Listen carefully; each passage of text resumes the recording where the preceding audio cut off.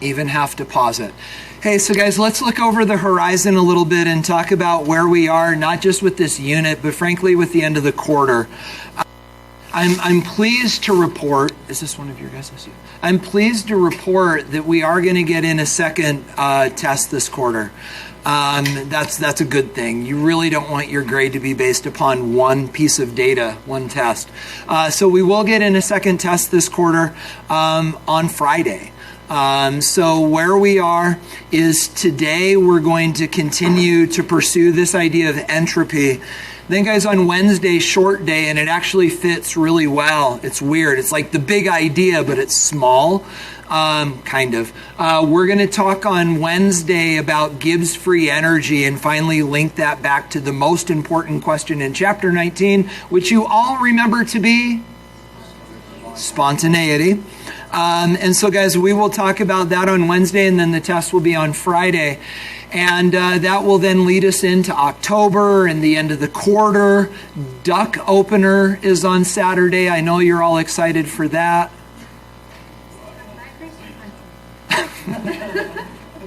I love that Autumn knows me well enough that she's like, is it a bike race or is it hunting? You forgot chainsaw, and then it would have been the big three, right? It's not chainsaw, and it's no. So you guys don't know this, but I'm a waterfowl hunter.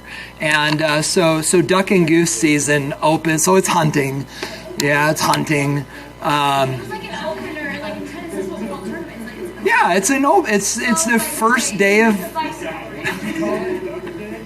duck day. Duck opener. Yeah. You want some duck? I'm bringing you duck. You think I'm kidding? I'm bringing you duck. Will you eat it? Will you eat it? I'm bringing it.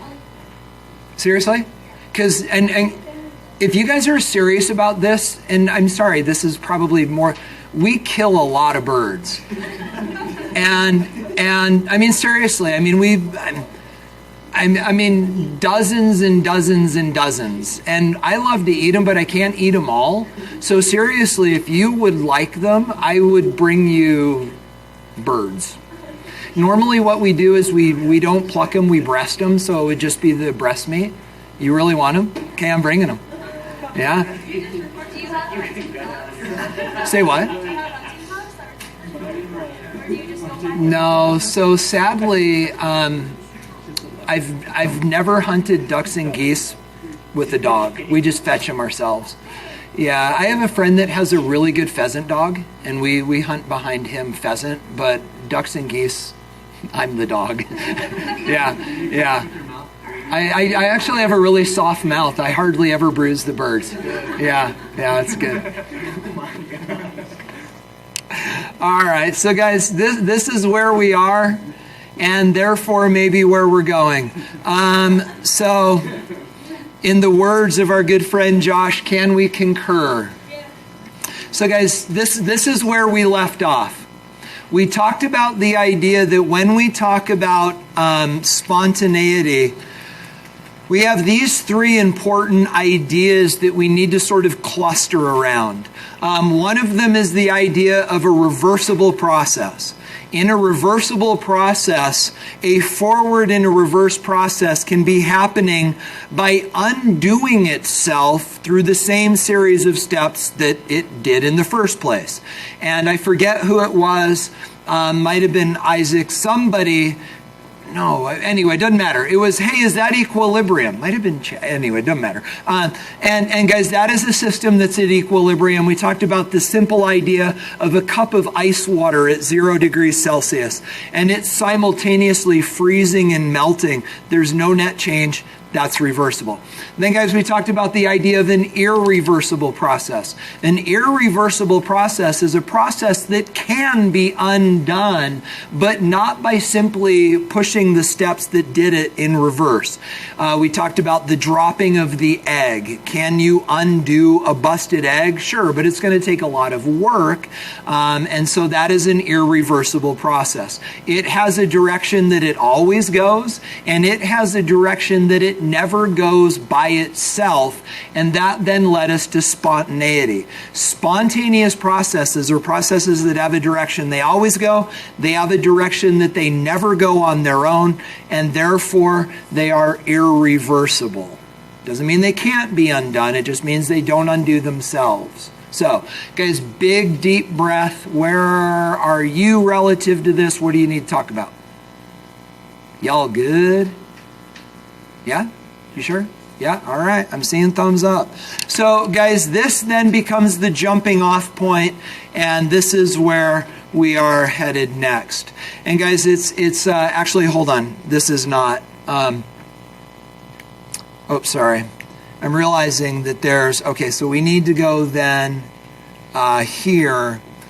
Wait, why isn't that here? Hold on, let me just point at it. All right, here we go. So guys, this then becomes our connection to entropy, because you'll notice that we haven't formally spoken about entropy yet, but it's time to do that. And so, guys, let's relate this. I'm going to reach above you. Oh, so far. Cole, I almost had to have you come and do that for me. I know the best part about working with Miss Call, I'm the tall one. She comes to me and she says, hey, can you reach that? And I'm like, yes. Yeah? Yeah, right, see? She says that to me too. No one else in the world says that to me but her. Yeah, that's awesome. All right, so guys, here we go. So let's come back to our quick cold pack. Ready? So you understand that inside this quick cold pack, we've got ammonium nitrate, we've got water, we burst the bladder, and is this endo or exothermic? It's endothermic. Energy is going in. And we said previously that reactions that tend to be spontaneous, energy goes out. Well, here we have an example of energy going in, and yet we know that it's spontaneous, right? So guys, are you settled? Well, actually, no. Let me ask it as a question. Is this process reversible or irreversible? Irreversible. So ammonium nitrate dissolves in water, and that happens all on its own. You just got to bring them together. But ammonium nitrate does not magically turn back into pellets from a solution. So it has a direction that it always goes. It has a direction that it never goes. Therefore, it is irreversible and spontaneous. Yes? Okay, but then guys, we got to bring the energy factor into this. What is it that makes this process, yes, what is it that makes this process spontaneous? So guys, is it heat that is driving the process? No, because processes that are driven by heat are processes that lose heat, right? Like the Bunsen burner, right? Heat out. So guys, it is not the loss of heat that's driving the process. So what is driving the process? Randomness, which we are going to call entropy. So guys, with that said, let me bring you to a simple and yet wonderful example of what we're talking about. So guys, imagine that we have, oh, there we go. Imagine that we have this. Imagine a propane tank, maybe. Imagine a cylinder of gas. And imagine that cylinder of gas is connected to another cylinder with an empty hose, or with a hose, with a valve. And guys, imagine that this other tank is empty. So over here we have gas on the right, and we've got 1 atmosphere of pressure. We got some gas over here. And then guys, over here on the left, we've got an empty canister. Now I know that we didn't do the gases unit last year, so guys, we should talk. Do you know what molecules are doing inside of a gas? It is crazy, hundreds of miles an hour doing this. So guys, here's the question. What happens if we open the valve?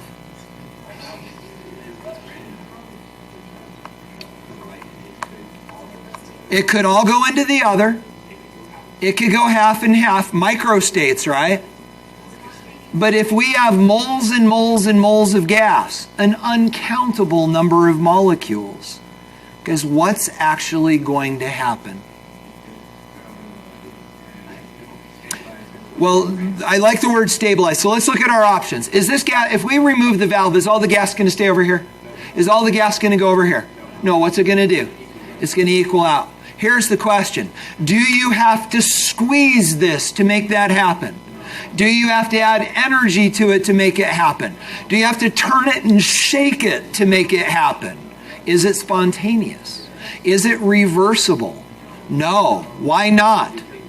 Because the molecules are not going to go back on their own. Could we make them? We could squeeze it, but that's doing work that we didn't have to do for it to go in the forward direction. Are you starting to get this idea of reversibility? Okay, now guys, this. So if this gas does in fact spread out all on its own, will the temperature change? And guys, the answer is no. This is what is called an isothermal process. The temperature does not change, and we don't have to put a Bunsen burner under this to make it go.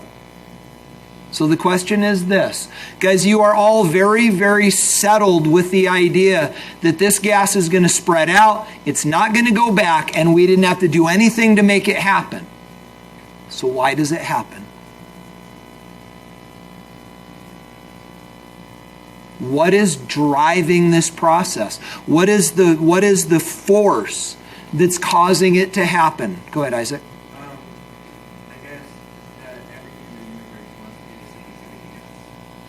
Kind of, but can you make that more relatable to what we're talking about here? You've got big picture, give us small picture. There's no gas in the nebula. Yep. And so at first there's no chance of gas going from the 1 atmosphere. But Yeah, again. as it goes on, but there is a huge chance of the 1 atmosphere of gas going into the empty. Yeah. And as it goes on, the chances kind of get closer and closer to each other. Right. So they're about the same. Absolutely. And so when you talk about this, we're talking about microstates, right? And the possible choices. Because I want to focus in on a word that you use, Isaac, which is chance. Because when we talk about chance and when we talk about probability, we're now talking about randomness. And guys, you've got to understand that that is the driving force that makes this happen. And Isaac, you're not wrong that the universe is tending towards this condition all the time. And we're going to get into that in a minute. But guys, you got to get really, really comfortable with a really, really weird idea. Because up until now, probably in your life, if you've ever thought about what causes things to happen, guys, the thing that causes things to happen is energy that you think about in terms of work and heat and push. Well, guys, it turns out that there's a completely otherness that's going on in our universe that is the explanation for why so many things happen, and it's randomness. Guys, our universe is always heading towards higher and higher and higher states of randomness. And that's what causes this to happen. When all the molecules are clumped on the right, that is less random than them being spread out into both containers. And guys, in a very, very, very, very real way, that is the driving force that causes these gases to spread out. Isaac, I like that you're thinking about how it's moving in one direction, moving back and settling in. But guys, it's literally randomness that causes this to happen. But we don't use the word randomness. What do we talk about? Entropy. Guys, that's the idea. Why does this happen? Why does the gas spread out on its own? Because entropy is going up. You understand it? Do you like it? You shouldn't.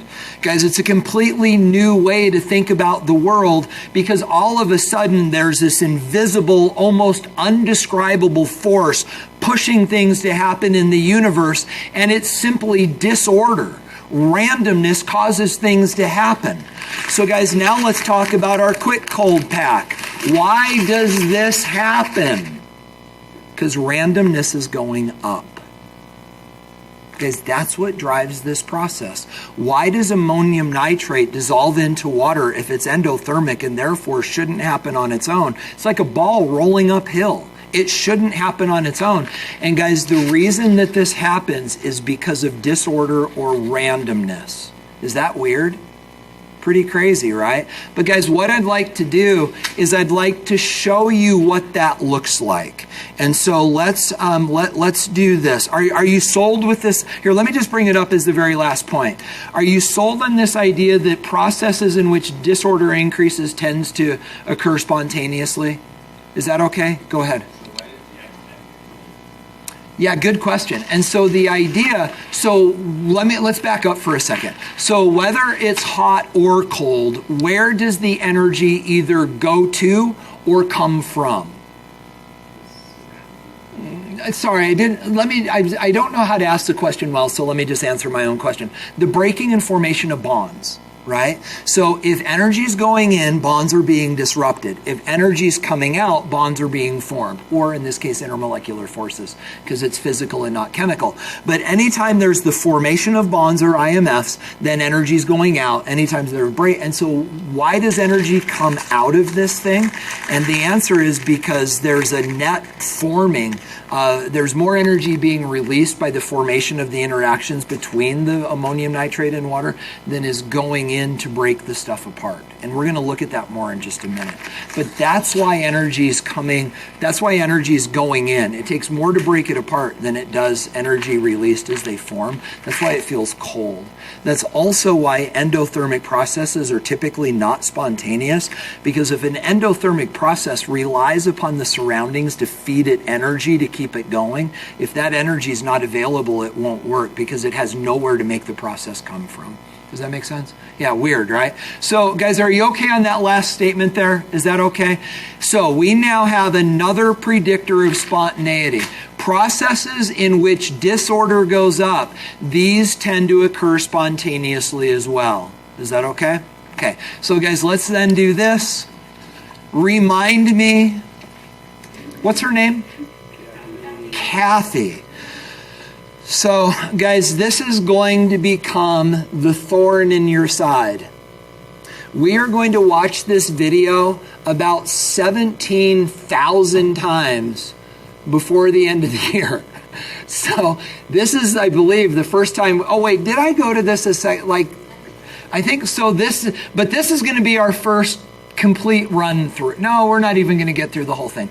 I'm convinced that you could teach a really, really solid course in chemistry just by watching this video every day and talking about something new.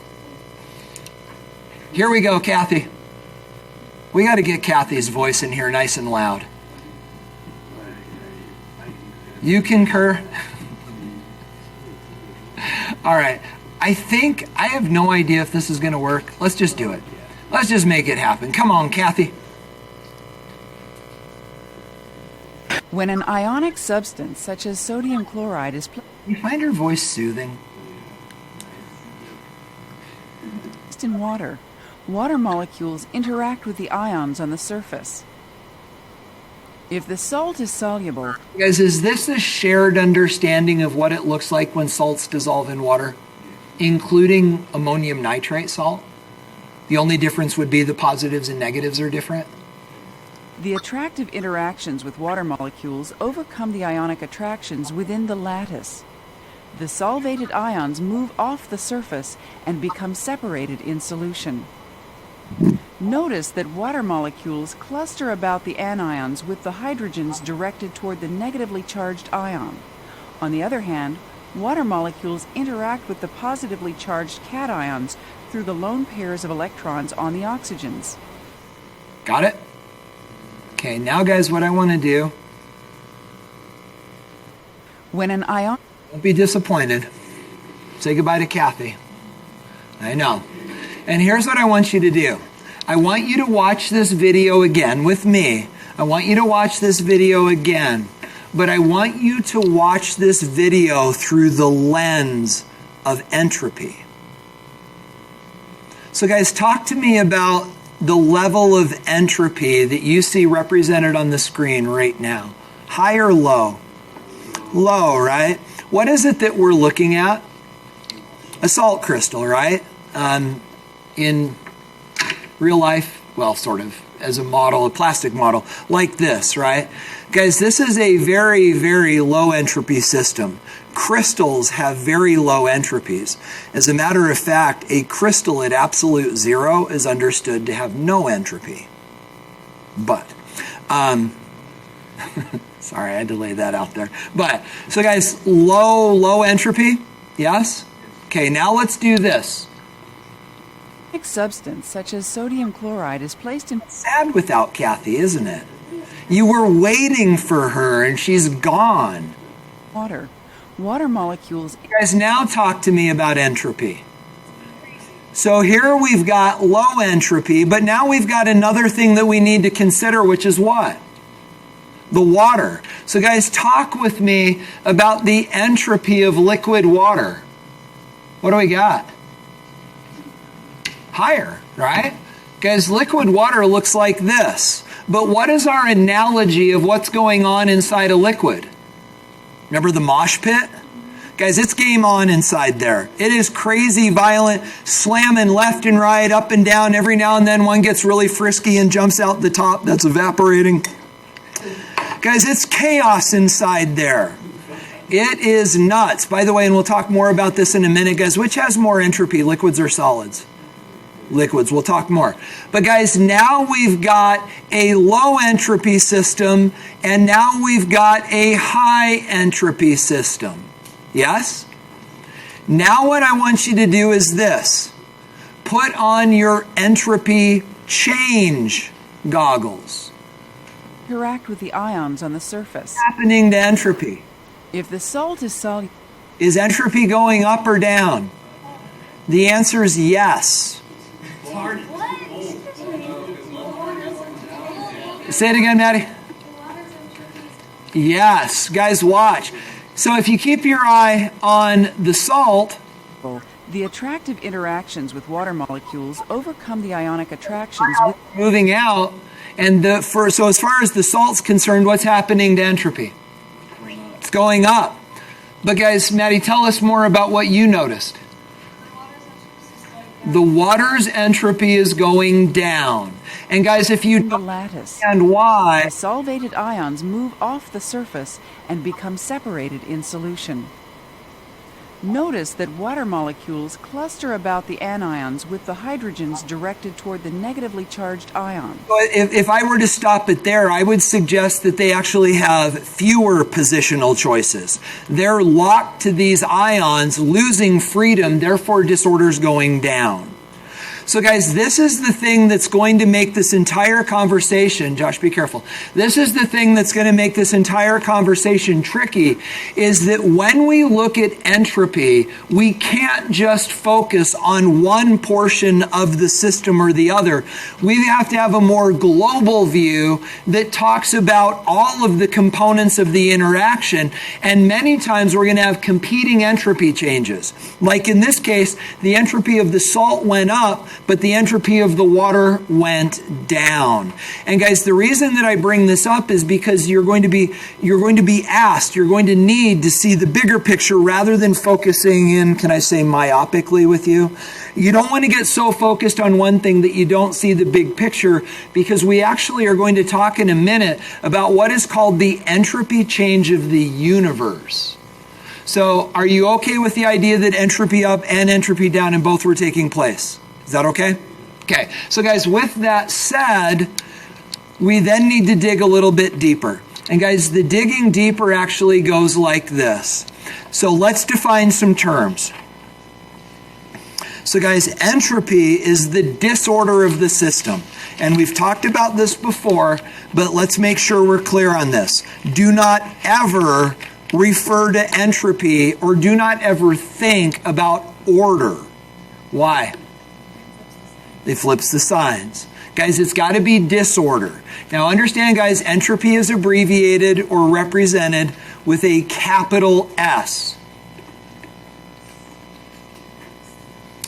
And then, guys, bringing this together into one big idea, I think you're comfortable with this. Write it down if you need. The more disordered a system is, the greater its entropy.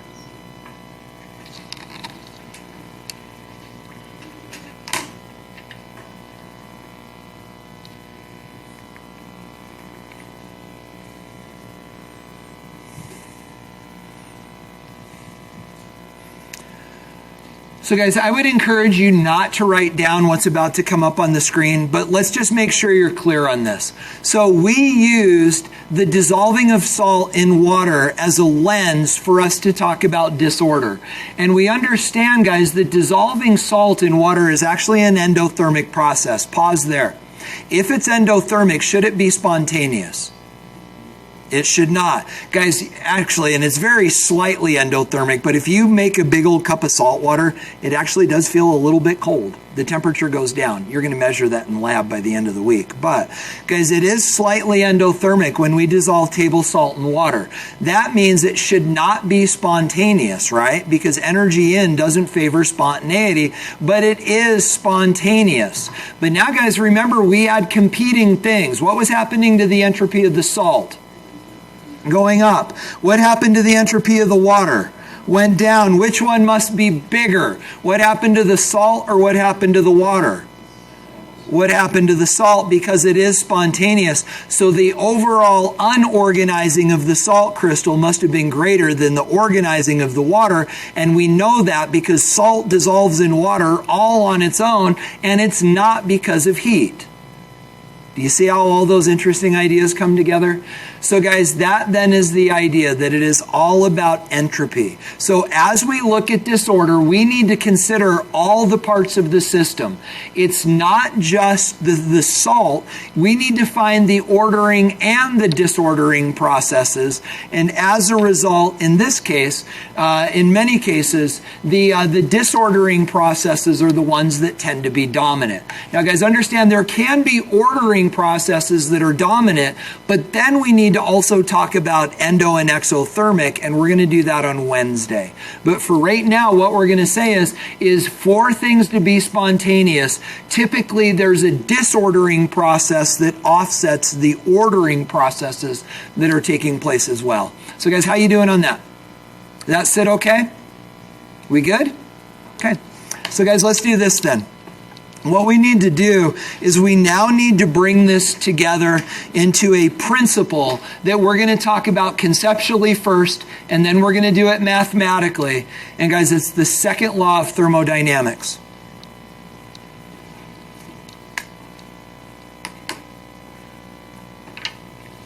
And Isaac, this will actually get more to the point that you made earlier.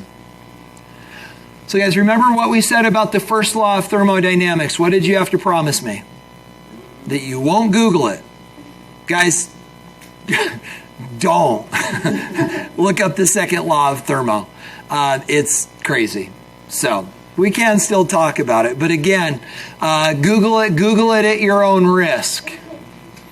But guys, let's review the first law of thermodynamics. If somebody held a gun to your head and said, what is the first law of thermodynamics? What do you say? The law of conservation of energy. Yes? So guys, the first law of thermodynamics that says energy, and this is review for Friday's test, y'all. Ready? So energy can interconvert, right? What are the two types of internal energy? No. That's how they get in and out. What are the two types of internal energy? Kinetic and potential. And those can interconvert with no net change in energy for the system.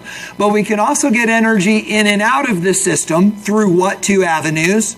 Work and heat. And energy that is lost or gained through work or heat is gained and lost by the surroundings, so that the energy in and the energy out all balance out and energy is conserved. First law of thermo. You good? Okay. Guys, please understand there is not a law of conservation of entropy. Disorder is not a conserved function. As a matter of fact, it's quite the opposite. I would encourage you to write these down. So guys, when we talk about entropy, we've got to consider the entropy of the system and the surroundings.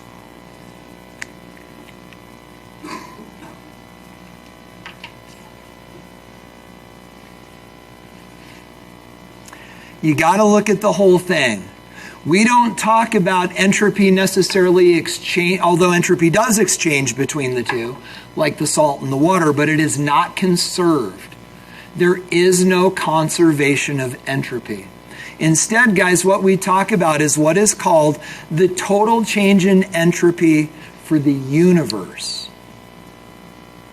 Ooh, the universe. Delta S sub-universe. I know, right? They really did.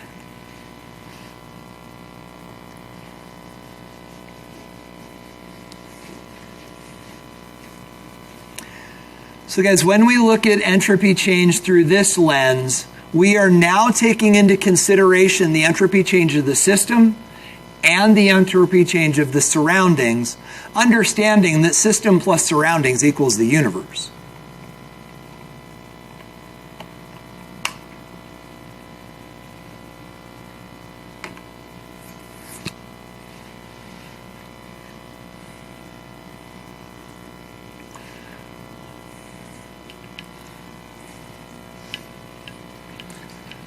But guys, what you'll notice in this equation is that it's not a subtraction. There is not an offsetting nature to this. So if the entropy of a system goes up, the entropy of the surroundings does not necessarily go down. These are not opposing processes. There is not a conservation of entropy.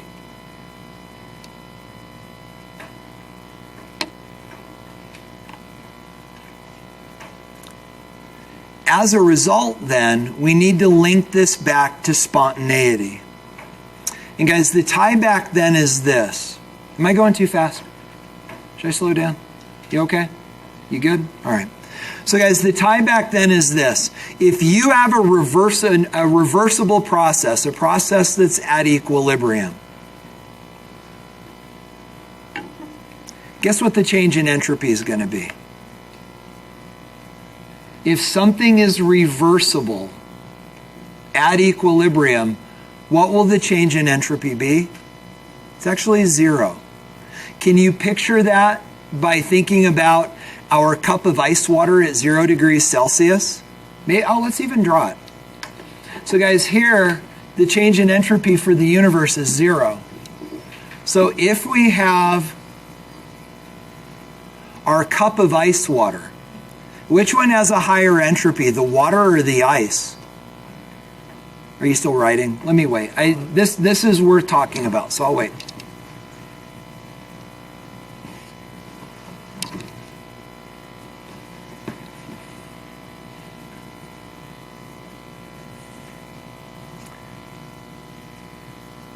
You guys all caught up? So guys, which one has more entropy, the water or the ice? The liquid water or the ice? The liquid water, higher entropy.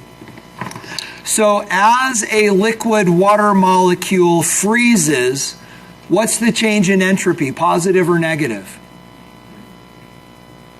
Talk to the person next to you. As liquid water freezes, what's delta S? Talk to the person next to you.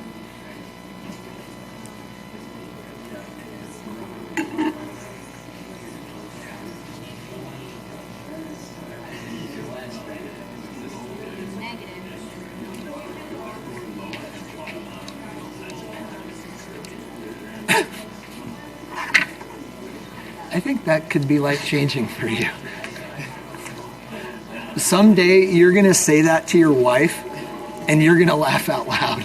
And she's going to think you're an idiot. Yeah. All right, guys, join me. Here we go. Oh, yeah. So, guys, here we have ice. Isaac, join me. Here we have ice. Here we have liquid water. And so what we're saying is this. As one of these liquid water molecules hits the crystal of ice and loses some energy and forms these intermolecular forces, hydrogen bonds, we'll talk later, and it adheres to the surface of the ice, is entropy going up or down when that happens? Entropy is going down. We have water going from a high entropy liquid state to a lower entropy solid state. That is a net decrease in entropy. But remember that when this happens, the water molecule is losing energy. Where does that energy go? To one of these water molecules. And if it's this dude that gains that energy, this guy then becomes a liquid. He melts. What happened to his entropy? It went up. But guess what? The amount that the entropy of this molecule went down is the same as the amount of entropy that this went up, and there's zero change in entropy, and that would then be a system that's at equilibrium. Does that make sense? Okay, but understand, guys, that's not spontaneous, right? Is something happening? Sure, but it's happening in both directions simultaneously, and that is not spontaneous. Spontaneous has a different definition, right? So now let's talk about spontaneity. So how does this tie back to spontaneity? Well, guys, if we have an irreversible process, spontaneous. Guys, if a process is irreversible or spontaneous, we know for certain that the change in entropy for the universe is positive. It's going up. So guys, in all then spontaneous processes, the disorder of the universe goes up.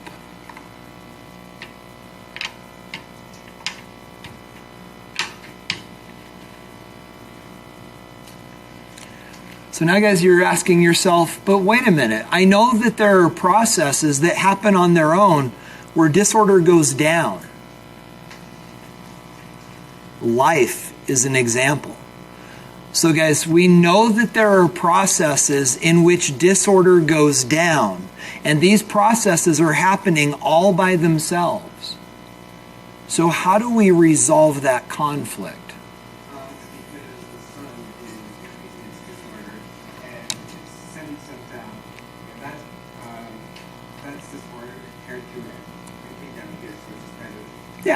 Yeah, and if I may, guys, and I want to talk about that interesting idea. But guys, the idea is this, that if you've got a process that's happening on its own, spontaneous, and it's creating order. We don't think that way. Disorder's going down. It's organizing stuff. Disorder's going down. Guys, that does not mean that this law is being violated. It means that you're not seeing the bigger picture. Because anytime you have a spontaneous process that is creating a decrease in disorder, it's organizing stuff.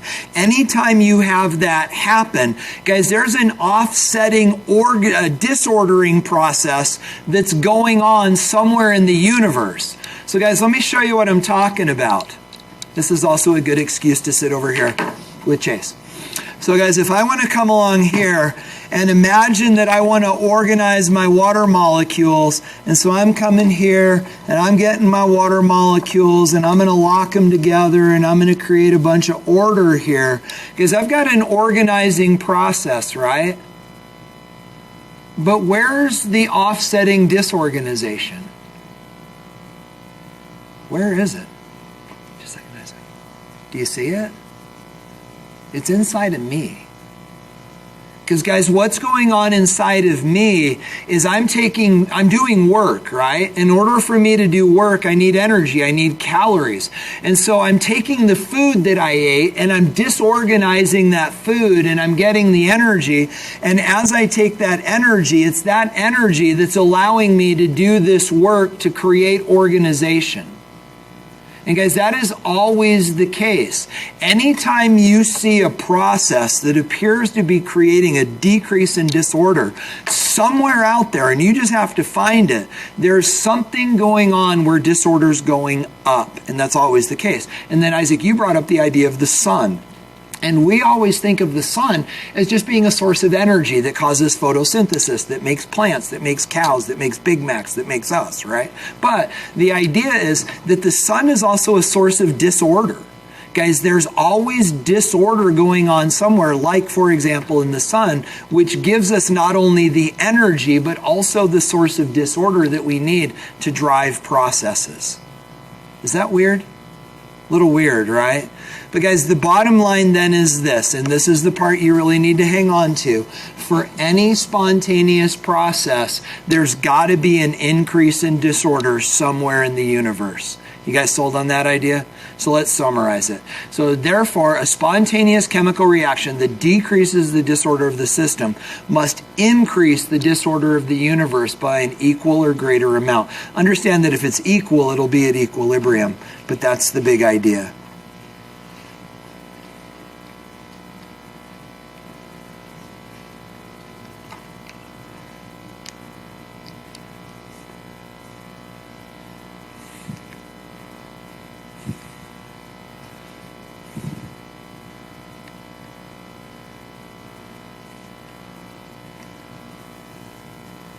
Are you good? You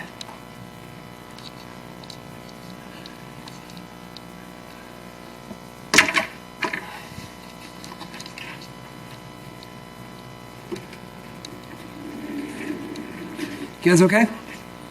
So do this for me then. Up inside your very own little brains, you guys summarize as briefly as you possibly can the first law of thermodynamics. First law. First law of thermodynamics, up inside your brains. Hold on, wait, that's not in your brains, that's in your mouth, in your brain. In your brains. First law of thermo. Did you do it? Take turns and explain it to the person next to you.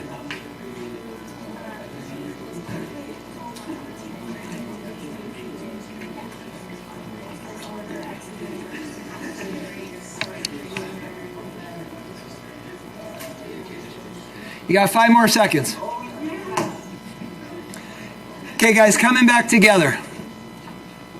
First law of thermodynamics in a nutshell, law of conservation of energy.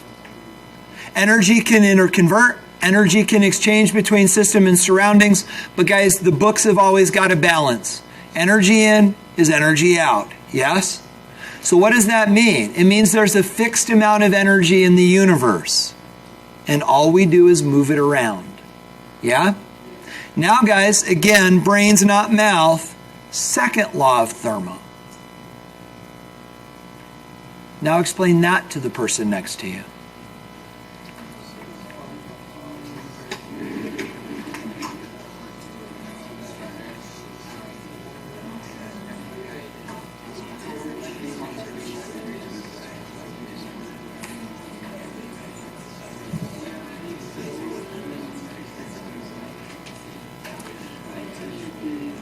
We got about 5 seconds left, y'all.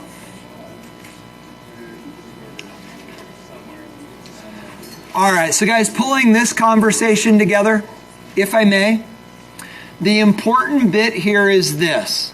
There is not a law of conservation of disorder. Disorder, unlike energy in the universe, is not a fixed quantity. It's always going up. So guys, the second law of thermodynamics simply says this. For any spontaneous process, the disorder of the universe must be going up. Yeah? Okay, yeah, go ahead, man. You ready for this? And I love that you ask because it's exactly where we're going. You can quantify disorder in joules per mole. Yeah, and we're about to do that. Yeah, right? Go ahead.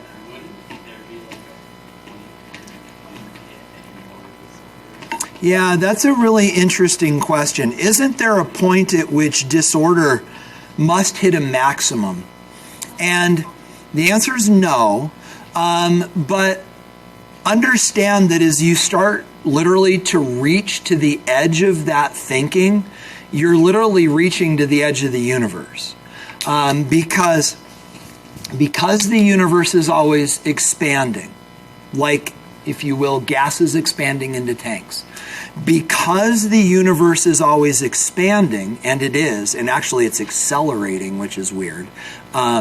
Because the universe is always expanding, there is a limitless number of potential structures of disorder because there's a limitless amount of places things can be.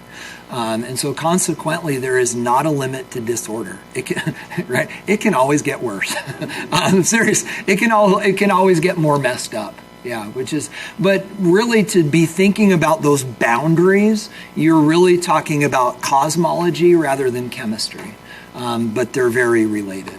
So, yeah, weird, right? Yeah. What else, y'all? Yeah, Isaac. Even though there is a threshold, there isn't a threshold for isn't there a threshold for when you begin to say law of thermodynamics? Yeah, like sometimes to me that's Monday. Yeah, I mean, certainly there would be a limit to how messed up we could be before we die. Absolutely. Again, Mondays. Yeah, I suspect that would be the case, but I don't know if we've ever quantified it. So guys, are you settled with the concepts? Okay. So guys, we're going to now transition to wrap up the day.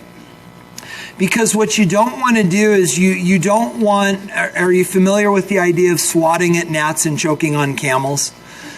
Sometimes, guys, we get so messed up swatting at the gnats about what about the edge of the universe, not that your question wasn't good, but what about the edge of the universe, and is there a maximum, and this is weird, and the sun is a source of entropy, and lions and tigers and bears, oh my, and we miss the important ideas. So guys, what we're going to do is we're going to bring this home to the way that we quantify energy and the way that we think about this in the context of chemical reactions. And this then is how we're going to wrap up the day, because we're going to talk about quantifying, excuse me, I'm hiccuping. We're going to talk about quantifying energy. Now, guys, this seems subtle, but it's important. And again, I'm going to let your university professors go rounds with you about what this has to do with state functions.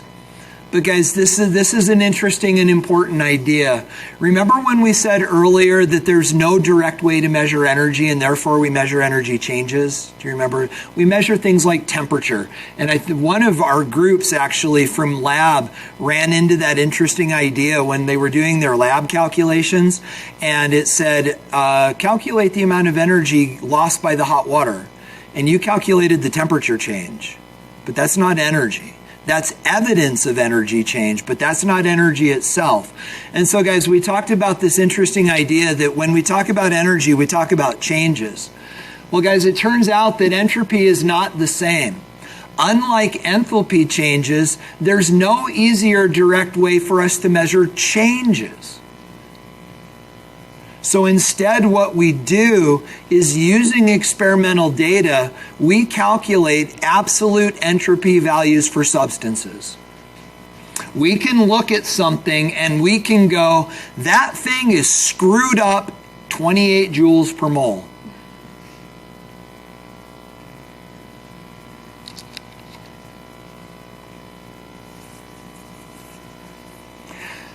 Now, guys, if those two bullet points up on the screen seem a little obscure to you, that's okay. We'll let university professors tease this apart with you.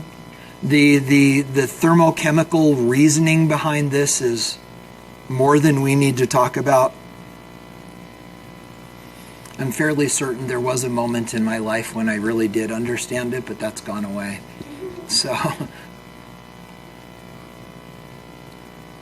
So guys, instead of that, this is how we need to think about these ideas.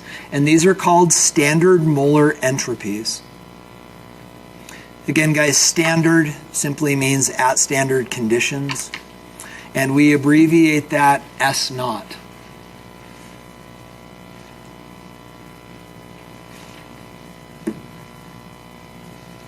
Now, guys, do you remember this? Do you remember when we talked about H naught? You remember that? But it wasn't just that, was it? What was in front of the H naught? A delta and a formation. So guys, when we talked about enthalpy, we talked about enthalpy changes of formation. How much energy is gained or lost in the form of heat when this molecule is made from its component elements. Guys, notice this doesn't have that. These are not entropies of formation. These are entropies. Again, guys, it comes back to state functions. We're not going to muck with it. But the bottom line is when we talk about entropy, we don't talk about how much entropy changed when something was formed. We talk about how screwed up is that thing sitting right there on the counter. We don't care how it got there. We just want to know how screwed up it is. And we can actually make those measurements based upon structure and mass and temperature, things that we don't need to do. But guys, these are what are called standard molar entropies. Now, they are measured in joules per mole Kelvin. So you can measure screwed up in joules.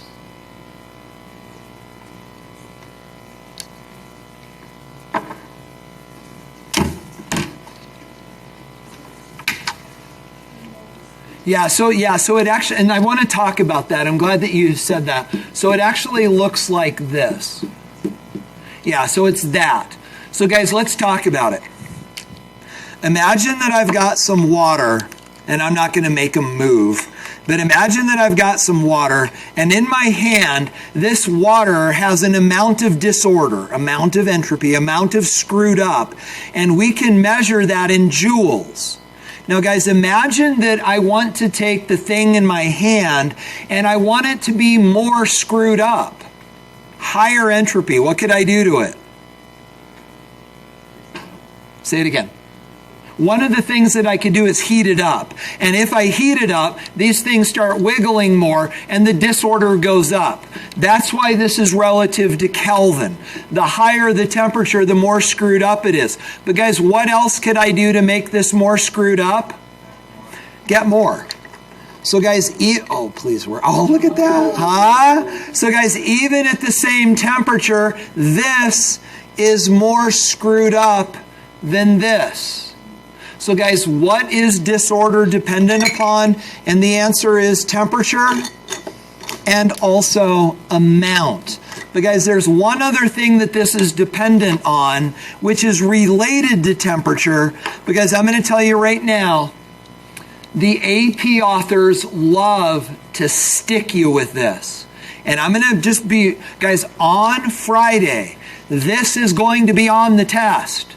And you're still going to screw it up. But I'm telling you right now, this is on the test. So that when you do mess this up, I get to go, neener, neener, neener, I tried to tell you. So, ready?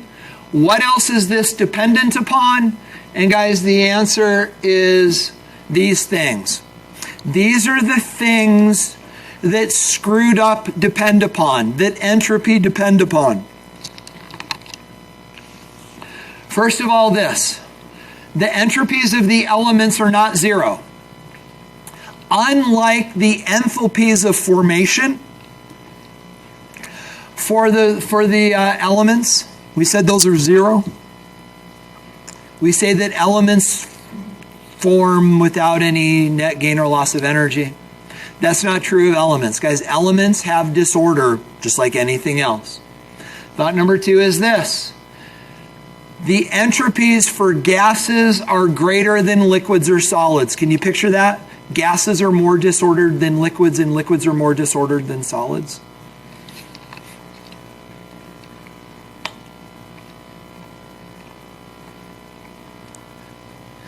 Then guys, this, fat things are more messed up than light things. Entropy tends to increase with greater molar mass. More matter, more electrons, more stuff, more opportunity for messy entropy.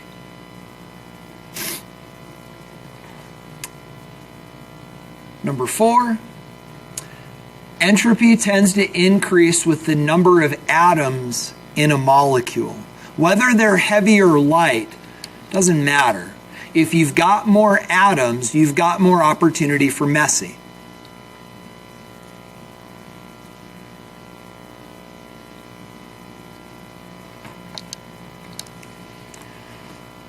And then guys, finally this, the entropy of a substance tends to increase with elongation.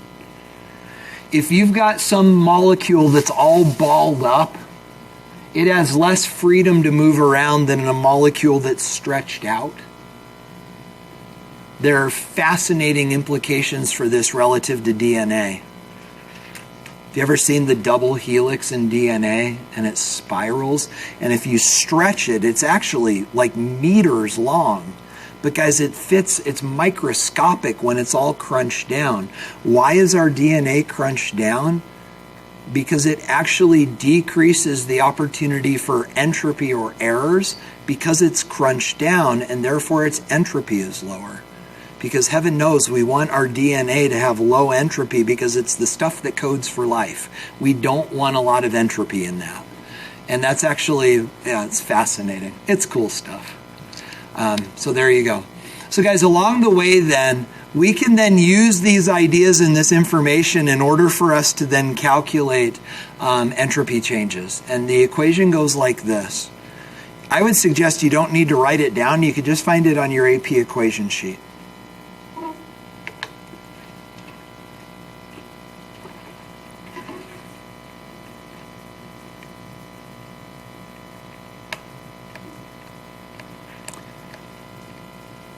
Because I should look. I think it's there. When you find this on the equation sheet, what do you suppose is missing? I'm thinking the ends.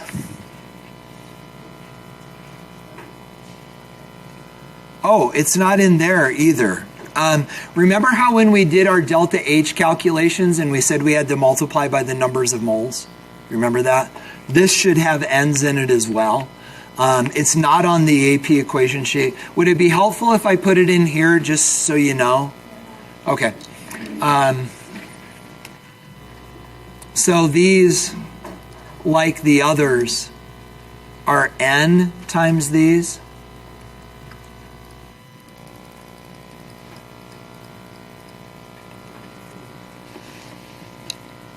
Which should make sense because we know that these values for entropy are joules per mole Kelvin. You guys all caught up? Okay. So this is how we're going to finish the day.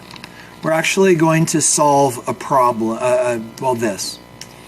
So guys, it says calculate the delta S for the synthesis of ammonia from nitrogen and hydrogen gas.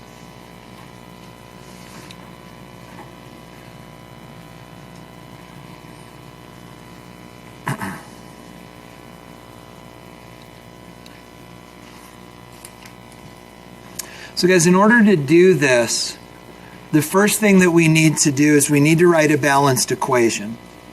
So let's do that together. So we've got nitrogen gas and we've got hydrogen gas.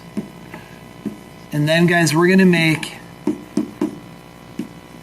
and let's go back and look. Steal my book from you. Because let's go back and I wonder if they will give us data for ammonia in both of its phases. So back on 1059, nitrogen, NH3.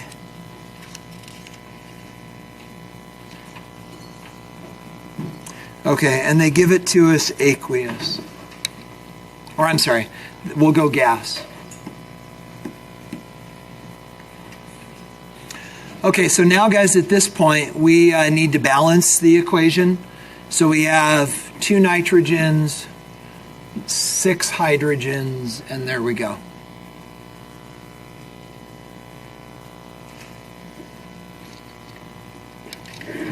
So guys, what we're going to do is we are going to calculate the delta S for this reaction. But before we do, I'd like you to make a prediction. Delta S, is entropy going up or is entropy going down for this process without doing the math? I'm hearing a lot of downs, but I'm a fairly confident down. Josh, why are you saying down? Okay. Yeah, I like where you, so let's do this. I love where your head's going. So guys, Josh is looking at phases. And let me just tell you right now, on the AP test, always look at phases first. So imagine if it was this. Imagine if this was a liquid. What would delta S have to be? It'd have to be down because gases are becoming liquids, and gases are always more disordered than liquids, right? But as you then picked up, as you started to think out loud about this, you're like, oh, wait a minute, they're all gases. So with that realization, does anybody still want to argue down? Why? Say it again. Tell me more about that. What do you mean?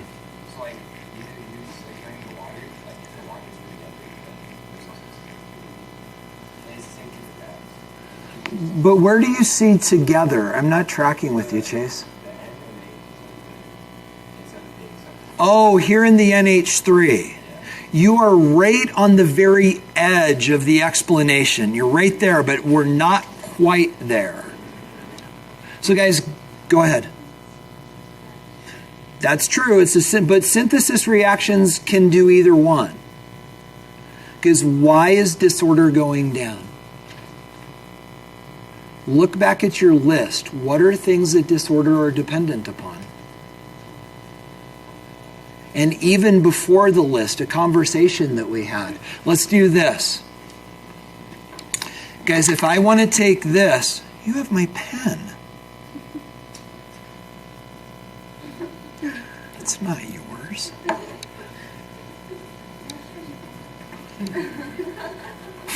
Shoot.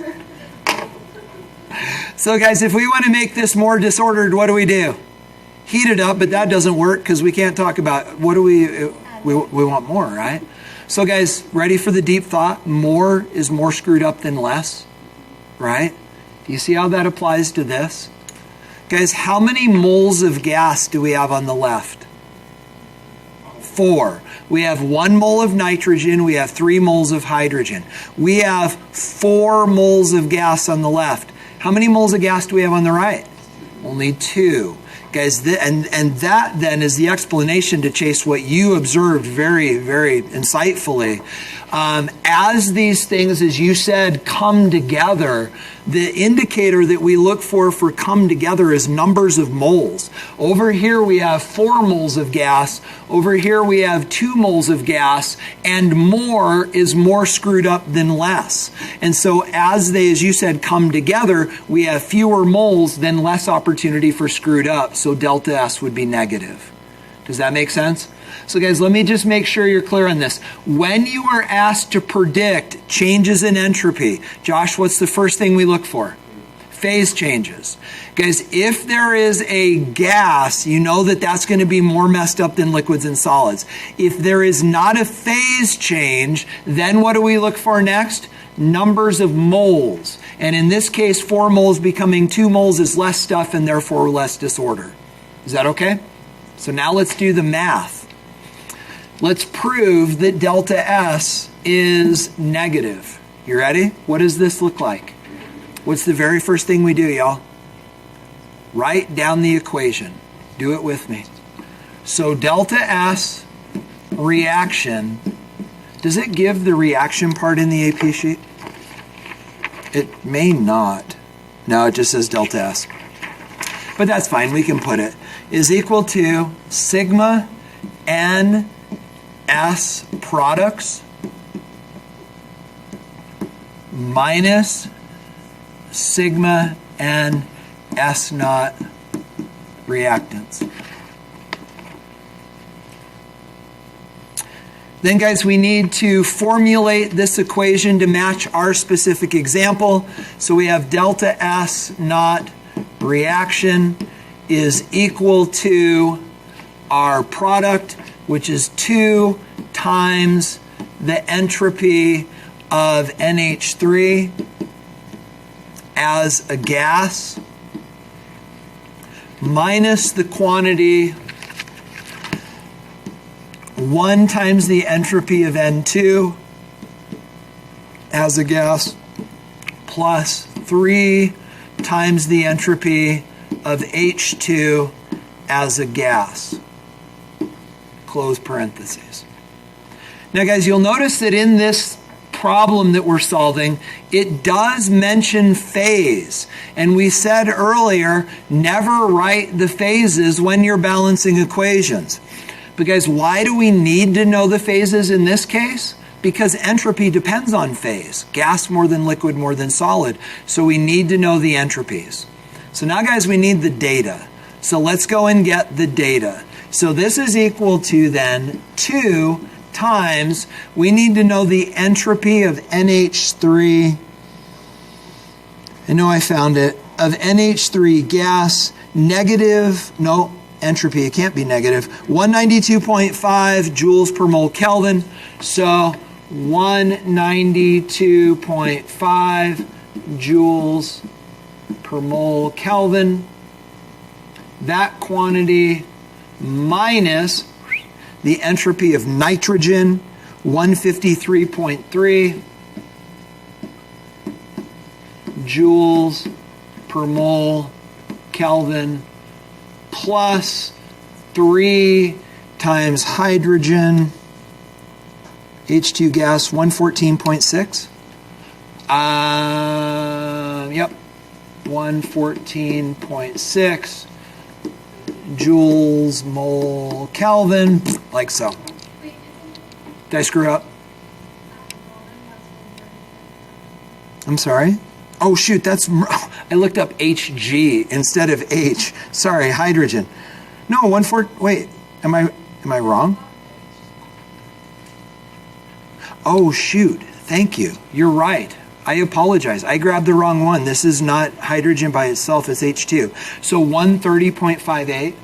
Thanks for catching that. I don't know.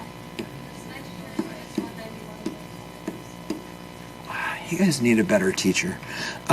What's nitrogen? Oh my goodness.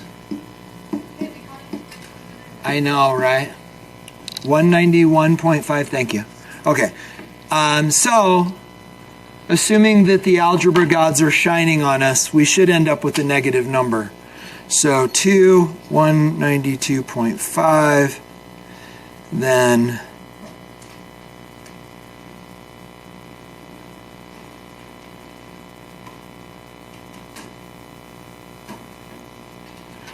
so guys, I get negative 198.3. Doesn't sound right. Can you confirm or refute?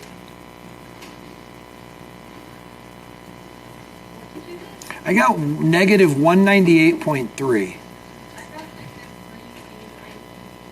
Let me run it again. So, not that I have like mad calculator skills, but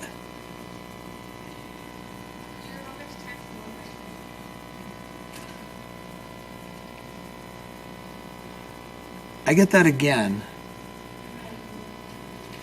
You got what? You got this as well? Okay. Sorry, Maddie. That's the saddest thing I've ever done in my life. I just turned my 3 into an 8.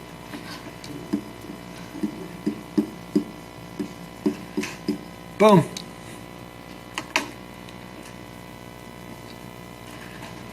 So guys, what do you think? Yeah.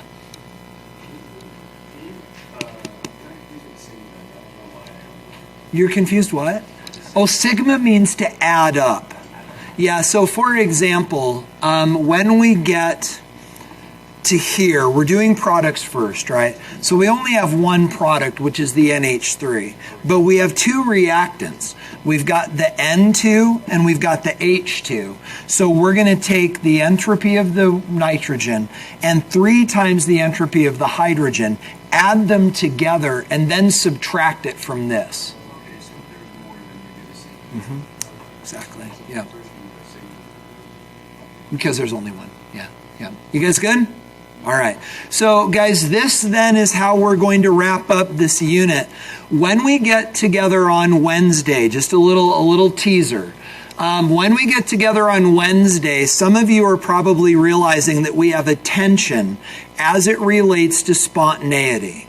Because we've got enthalpy, endo and exothermic, that gives us some ideas about spontaneity. Well, guys, now we've also got entropy changes that are also a predictor of spontaneity. Reactions that are spontaneous tend to give off heat, exothermic. Reactions that are spontaneous tend to increase entropy, disorder. But guys, what happens when those are in tension?